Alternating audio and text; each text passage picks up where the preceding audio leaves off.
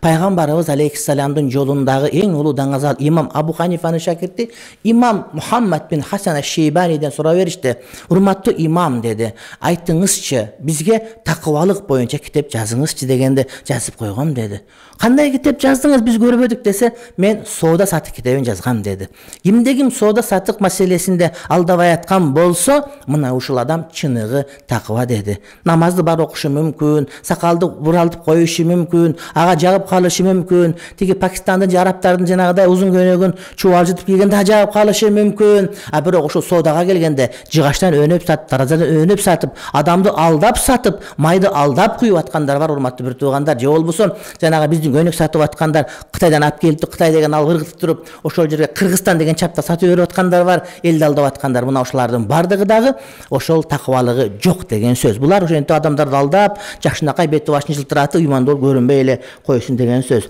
Дагы бир пайгамбарыбыз алейхиссалам сүннөтү, эгер Кудайды жакшы көрөм деп чындап кудайчыл болуп аткан болсоңуз, анда пайгамбарыбыздын башка бир сүннөтүн алыңыз, урматтуу бир тууганым. Бул эмне? Пайгамбар алейхиссалам дейт, кыяматтын белгилеринин бири кызматтарга, аманат иштерге ылайыктуу эмес адамдардын шайлануусу дейт. Эгерде бир адам ошонун ылайыктыгы жок, ошого билими туура келбейт, илими туура келбейт, тажрыйбасы туура келбейт, ал ууру болуп жүргөн, анан ошол кызматка коюлуп аткан болсо, анда кыяматты күтө бер деди.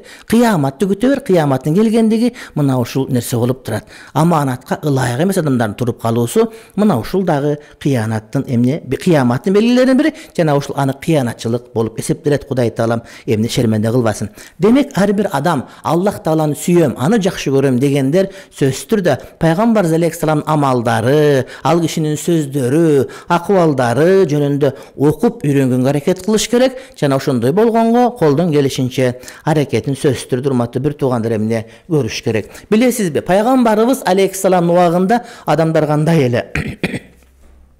Пайгамбарыбыз алейхиссалам урматтуу бир туугандар бир жол намаз окуп атты. Ал убакта адам мечиттерде жай намаздар жок, бардыгы топурактан болгон. Анан пайгамбар окуп атып, бир малда отурган жеринен бутундагы кепичин чечип, нар жака чечип намаз уланта берди.